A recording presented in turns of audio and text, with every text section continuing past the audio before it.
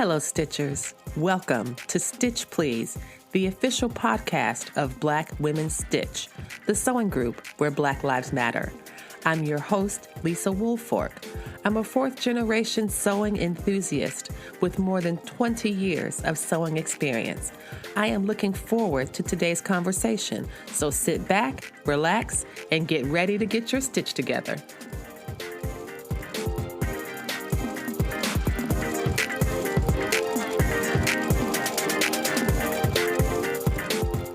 I'm delighted to welcome Chioma to the program today. She is a sewing and style blogger based in Nigeria. Chioma and I talked about her sewing background, current projects, future projects, and her overall philosophy of sewing. Let's tune in to hear what Chioma has to say.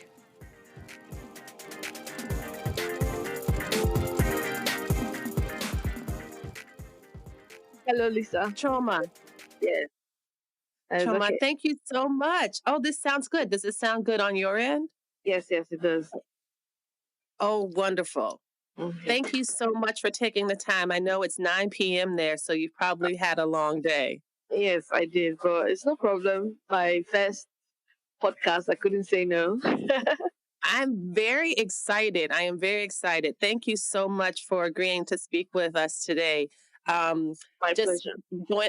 I'm so glad. So, Chioma, I was so excited that you agreed to speak with us because I really admire your work. I like what you're doing. I love how Thank you. you have the YouTube videos, you do IGTV videos, you do live videos, you cover sewing techniques, and so you do so much, and it fits in so splendidly with what we believe in here at Black Women Stitch.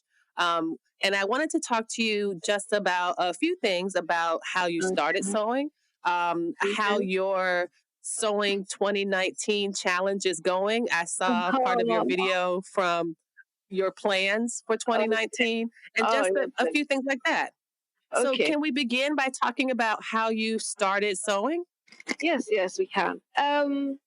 First of all, I remember being little and my mom used to sew. She had an Elna sewing machine. And even, then it didn't strike me as something I want to do. But as I grew up and, my mother is fashionable, I think my grandmother is fashionable. I had that sense in me that I wanted to, be fashionable the way they were. But the problem was in Nigeria at the time, there weren't that many. There were tailors, but there weren't that many and they weren't that skilled. So I'd see styles in fashion magazines and go to the tailor and say, make this for me. And they didn't have the skill then to make it. So it just dawned on me that I'll have to start making clothes myself. And actually, that didn't even start till very, very later on because there wasn't, how life happens and there wasn't time to learn until I moved back to Enugu State, which is where I am now, to get a job. And I had free time with me. So you remember, I remember I really want to learn how to sew this, what can I do to fill my free time? So I decided to take that on and it's been a wonderful experience. I haven't regretted it at all. And hopefully it's forward from here. Yes, I think so. I think you have such a powerful story that your mother sewed and your grandmother sewed, and that they were very fashionable and you wanted to be fashionable too. And yet the tailors, the local folks who were good at sewing, some things weren't able to copy or emulate the stuff that you saw in the fashion magazines that you wanted. So you said, rather than not have it, you said, I will make it myself. Yes. And because I tried several tailors, but they weren't, what tailors would do then is better now. What they would do then is they'll just, if they can't make what you want, they'll still take your fabric and your money and make whatever they feel is right for you. So it was. Oh my gosh. I'm telling you, it was like you'd be thinking you're picking up one type of style and get there and they were like, oh no, this is better. They try and sell it to you. This is better. A young girl like you should be wearing this. Oh, it was. Oh my goodness. It was a complete nightmare.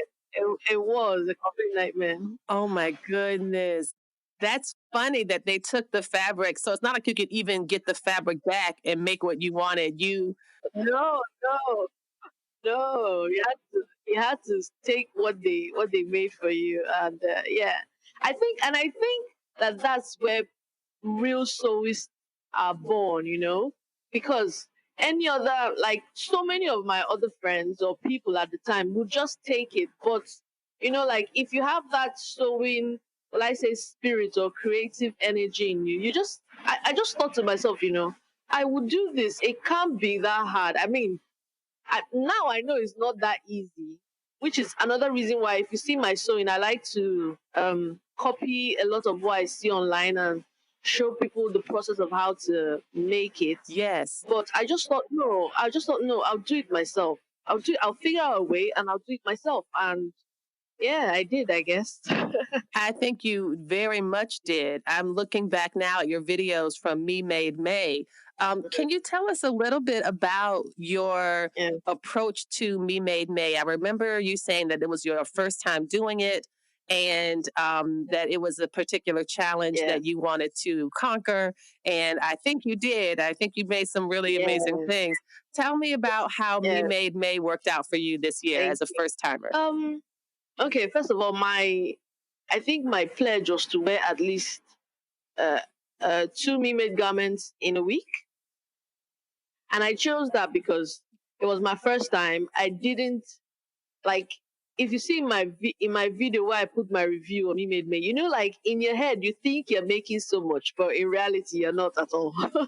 You're not. So I I wanted to at least uh participate in the challenge so that I know where my sewing is at, because the goal for me is to have at least 90% me made wardrobe. So I really wanted to figure out, like, can I wear two items like in a week? Can I wear a complete set of outfits, a top and a skirt, or a top and a pair of trousers? So that was really it for me with me made me. I really wanted to know where my sewing was at, where my sewing could go, and also, like in past years, scrolling through your Instagram feed in May was like the highlight of the year for me, because you'd see sewists from all over the world making wonderful things, not just even apparel sewing, but even like, quilting and home decor. And it was really a Yes, joy for me in yes. May. Like when I discovered Me Made Me, I was like, what? People like this exist? I mean, this sewing community, which I think, like, I have only like 500 plus subscribers, and I'm like, there are thousands more out there. Well, I was so happy and I wanted to be part of that. Yes. And you, well, not only were you part of it, I think that you did a fantastic job, Oh, thank you. not just from someone, not just for someone doing it for Mm, the first time, but someone yeah, doing it at all. And so you were saying that your goal was to wear two me made pieces per week. yeah. What did you end up with at the end of the session? Um, What did you meet your goal? yes, I did, but I found out that I was wearing more than two me made items a week. I was. There were some weeks where I'd change in the daytime. I'd go to work with a me made item, then come back, then go out with my friends and wear something else. So I liked that, but I think for next year, but my aim for next year is to wear complete outfits, because I found I would wear a me made top and a ready to wear bottom, or a me made bottom and a ready to wear top, which isn't bad. But like I said, the purpose of me made me was to show me where my sewing could go, and I think it did. You know, I think it did. I I really agree. I was thinking about I'm looking at this flat lay right now of a dress that you did. Um, I think it's day 12. And Okay. it's this beautiful red dress with these yellow gores in the skirt. Uh, And there's a lovely picture of you standing with these beautiful black shoes, and it's just so cute. okay. And I see that you were inspired. I think this is a picture of Kerry Washington wearing a similar dress. Yes, yes, yes. That's yeah, it was so cute. And I love the fabric. I even love the flat lay that Yeah, you use to put the shoes right yeah. next to it. Tell me a bit more about that dress because that seems like a fulfillment of one of your Wow. goals was to take it to a tailor and say, "This is what I seen in a magazine, and this is what I want to wear." And the tailor saying, "No, I'm going to make you what I think you should have." And you say instead, "No, no, I'm going to make what I really want." So it looks like you really did that. Yes, okay. At this time, this is actually, believe it or not, this is actually my first dress that I made that I wore out. You're kidding. And this was like, I'm not like, I see, because it still fits till today, and I don't know if that means I'm still the same weight I was then. I doubt that very much. But yeah, the guy that taught me how to sew, he's late now. His name is Joe. Rest his soul. Um, Oh, rest it. yeah. So I showed him the Kerry Washington picture, and I was like, I have to make this dress. And he's like, huh, you have not even started, in Nigeria, you have not even started sewing the little ones. You want to go into this advanced thing. I'm like, it's for my friend's wedding. I have to go there and represent my sewing. I'm talking today with Chioma, a sewing and style blogger and video maker in Nigeria. We'll talk more with Chioma and learn about how well she represented her sewing after the break.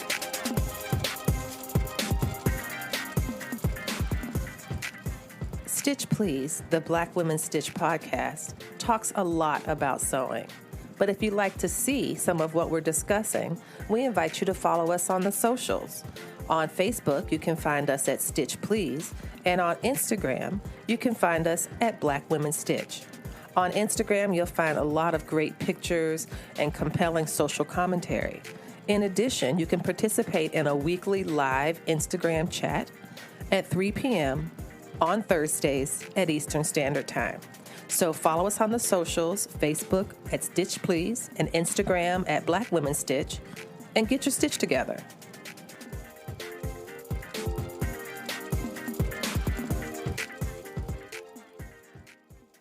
I'm happy to be joined today by Chioma, a sewing and style blogger based in Nigeria. Let's learn more about how well she represented her sewing with this special event outfit. We'll also learn more about the relationship she sees between sewing and pattern drafting. Here we go. So he's like, okay, do you know how to cut this? I was like, I think I have an idea. He said, okay, keep cutting. If you run into any problems, tell me. So I went to the market. I bought, this was Ankara fabric. The red one is Ankara fabric that like in Nigeria, if you're doing a wedding and like everybody, like your friends want to wear the same thing. So we buy like the same fabric and everything. So she sold this fabric to us for her ashrebi. That's what we call it. Okay. Then yeah, so I got this is actually the gold part is satin that I got. And I got some brown, there's bias binding all through, and that's brown actually. Yes. So yeah, I just I cut into the fabric. It took me so much time because as a newbie sewist and my sewing machine at the time wasn't the best, I kept on taking out stitches, putting back stitches. Taking out stitches, putting back stitches. I dropped it for like a week. I came back, but I conquered. And when I was done, I just thought, this dress isn't wow enough. I need to put some sparkles. So those things that are sparkling on the dress are actually those, I think they're called iron-on glitter or something like that, that you just iron. Yes, you iron them onto the dress. Oh. And I was being so, yeah, I was being so fancy. I just thought, Oh, I can see that. from the shoulder, it would be like a star bursting effect. so, so there's a lot on the shoulder, and it disperses as it goes down. Yes, yes. Then in the middle of the squares there, I thought I'd put just the big iron-on ones there, and yeah, voila, the dress. I mean, I cannot believe that this is the first dress you wore out. I, I'm I'm very serious. Yes. And you just saw a picture and you just made the dress. You know what's so funny about this, Choma, is that my grandmother, who is also, she is now late, she passed away at Oh, the age of 100, 104. a long, wonderful life. Yes. And yes, she had a very good, a long, wonderful life. But my mother and still remembers how when she was younger, she would look Okay. at pictures in the newspaper of dresses. Yes. And then she would just make a pattern and make the dress just by Oh, looking at it. I don't have that skill, but she has it. She had it and you have it. That's very a lot of people do that they don't need to buy okay. patterns at the store. And that was something I wanted to ask about. I don't know very much at all about the Nigeria Okay. um, sewing scene, except what I've learned from you and a few other Nigerian sewists and seamstresses and designers that I'm following on Instagram. So tell me, like for me, I go to the fabric store, I pick up a pattern Okay. because I use patterns, or I'll buy a pattern online. What is your Yeah. process? You said you went to the market, you get the fabric, and that the fabric Yeah. for the wedding. I do know about this tradition where sometimes at a wedding, a bride Yeah. will send out for family Yeah. members, this is It's a what we're big deal wearing, this fabric, make sure you all wear for that. yourself. But tell me about like if you're making something Okay. just for yourself for work Well, or something, how do you shop for fabric? It seems like there's so much yeah. fabric there because I see so many beautiful fashions. So what is the Nigerian fashion Okay. sewing scene like in terms of just acquiring materials? No. Do you use a lot of patterns normally, or are you just someone who can create out of her mind? No. The thing is that like I when I was in England, I discovered, or even when I came online, I discovered that for most people, at least for as far as I know, outside of Nigeria, sewing and pattern drafting are two different things. But for us in Nigeria, it's the same thing because if you go to someone to teach you how to sew, Yes. they teach you how to pattern draft. And for us over here, the sewing is just putting it on the machine and sewing. For us, the real thing about sewing is pattern drafting, So there isn't that distinction. And secondly, we don't get a lot of, before the advent of PDF patterns, we don't get a lot of patterns over here. So you're truly left with your imagination, and if you have a good tailor that teaches you how to pattern draft, that is at least very much back then, that's all you had. But now with the advent of maybe PDF patterns and people can travel out and Hmm. uh, maybe buy patterns for themselves, I think it's people do that, but it's not the norm. If like I now, if I want to make a dress, I look at the style online or wherever I see it. I decide what kind of fabrics will be better for it. Then I go to the market. We don't really have like a Joanne in Nigeria, a Joanne stores in Nigeria where you go, you see patterns, you see Okay. fabrics all nicely put. Mostly it's just the market. You go to the market, you have a guy who has a good variety of fabric in his shop. You go there, you pick whatever fabric you can get because, like I said, it's not like a Joanne where they'll have how will I put it? Maybe like a cotton section, and you see different colors of the same type of cotton. No, he might just have one or two, three colors, and Yeah. if you're dead set on buying cotton fabric, that's the much you're going to buy. It's not there isn't that much variety. I wouldn't say like there isn't that consistency of saying, and you're not sure if you go back there tomorrow you see that same fabric, because if it's a very nice fabric, so many people will have come there and bought up everything. Right. Right. What I really like about what you're describing Yes. is that it's such an organic way Yeah. to sew.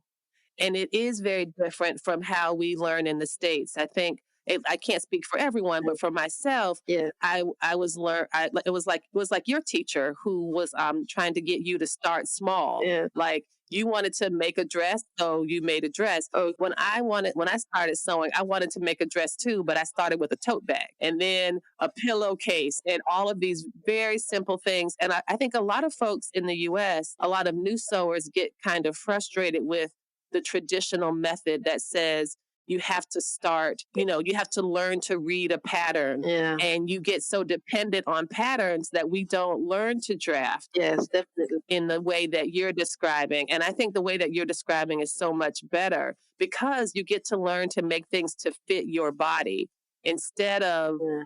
learning how to take a standard pattern that was not designed to fit your body and then trying to change it and then getting frustrated and then maybe feeling badly that your body is not the size Yeah. of a popsicle stick, and Yes. which is what the pattern might be designed for. And so your method is such an organic and holistic method of how to sew that they go hand in hand. Yes, you're right. In that respect, I do consider myself lucky because will I say luckier is a better word because I feel that I can. It's just like you said. It's better if you can draft than when you see a pattern, a sewing pattern. I think it would be easier to just adjust the pattern to fit yourself, even though, or it's. I think it will even make you understand the sewing pattern better. I think. No, I think that's true because you understand what a sleeve is supposed to look like. You know what it means to fit over your body. You know how the bodice is going to fit on your center back. Those kind of things are skills that are considered very advanced skills, at least in my experience here in the U.S. Yeah, and like the way it is now, I know the length of sleeves I like, and I think you accept those things about yourself faster. Like I mean, I'm not even like your style faster when you pattern draft. You know because yeah, like I like 3/4 sleeves more than I like short sleeves. I know where Yes, if I'm making if I'm making something that is empire waist, I know where the sleeves should hit me to make the dress look balanced, no matter what the pattern is. Do you understand? Yes.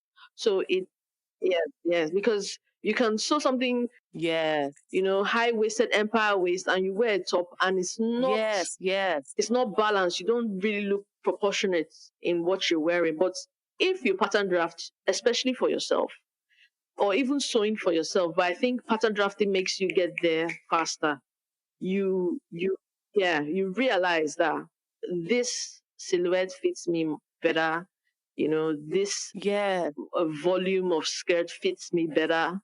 And you like, yeah, I think that's another thing sewing has given me. Like I'm more aware of my style, where I'll go, how far I'll go with a plunging neckline, how far I won't go. Those little details, and sewing makes you accept that about yourself so much faster, I think. yes, yes, yes. That's a beautiful way to put it. Let me ask you, as we wrap up, what is next for you? What is your next big sewing plan that you have for as we move in toward the end of 2020, the 2019? I think I've already started on it. If you look through my feed, you see where I was talking about making pants, not just palazzo pants, but fitted pants. I really want to.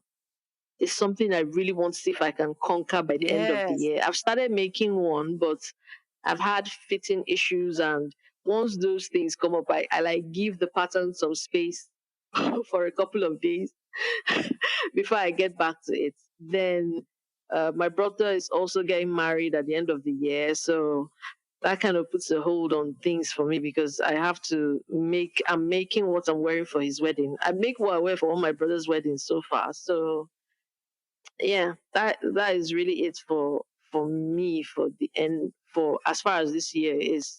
Hopefully I start making nice fitted pants. That's it. Yeah. That's a great goal. I can't Oh, wait to thank see both your how your fitted pants come out and your beautiful wedding ensemble for your brother's wedding. Both of these sound like fantastic pieces that I'm really eager to see. Tell our listeners where they can find you on the social, so they can find you on YouTube and Instagram. Drop us your tags and your links so we can find you. And I'll also put everything in the show notes, but I wanted them to just listen right now to find out where they can find you. Okay, so I have a blog, and it's www.chinaija.com. That's chi9ja.com. And on Instagram is the same thing, Chinaija. Twitter is the same thing, Chinaija. I have a Facebook group if people are more interested in Facebook. It's also called Chinaija. So I'm easy to find, I think, and I hope they like my content as much as you do. And yeah, let's all have fun with this. Even my YouTube is also Chinanja, which is where I have tutorials, sewing tutorials, and stuff like that. So yeah, come everybody, let's all be one big family. Thank you so much, Chioma, for taking the time to speak with us from Nigeria tonight. I know it's a 5 hour difference between me in Virginia and you in Nigeria. So that's a long way. But I thank you so much for taking the time. This has been delightful. Okay, thank you so much. Thank you so much for having me. Like I said, it's my first podcast, and I'm really stoked. Like, I can't wait to go listen later on. Me too. Me too. I am really excited. Thank you so much. Thank you so much for having me. Thank you to everybody listening. Hope you enjoyed the show. I hope you all enjoyed listening to the show as much as Chioma and I enjoyed having that conversation. Thank you for joining us for today's episode of Stitch Please, the Black Women Stitch podcast. Let's continue the conversation. Come find us on the socials. We're at Black Women Stitch on Instagram, where we have a very active page, and you can also find us on Stitch Please on Facebook. We also would love to hear from you, so feel free to email us at blackwomenstitch@gmail.com. There are 3 big ways you can support this project, and one of them you're doing already. By listening to the podcast, you're really helping us, so thank you for doing that. In addition, if you rate, review, subscribe, and share the podcast with other folks, that helps the podcast to grow, and it also gives the algorithm that manage podcasts information that will also help our podcast thrive. The third way to help the podcast is for those of you all who happen to have a little extra change burning a hole in your pocket. And if you don't have any plans to use it to buy your 20th, or in my case, 378th Big 4 pattern, that's how many I have in my top pattern drawer, about 378 patterns. You could take that money that you would spend at the pattern sale and give it to us. We are accepting donations at our Patreon site, where you can donate as little as $2 a month, or you could buy us a coffee at ko.fi, and small donations are greatly accepted and appreciated. So thank you for considering that.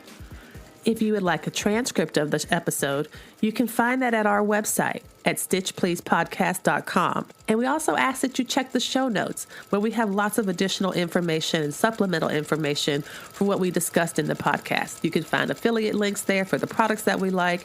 You can find web links to the Black women that we've been talking about here on the show to elevate and center their work. And you can also find the info we mentioned about donations, as well as our email link. All of that is available at stitchpleasepodcast.com. Thanks again for joining us today. We look forward to seeing you next time. Come back and we'll help you get your stitch together.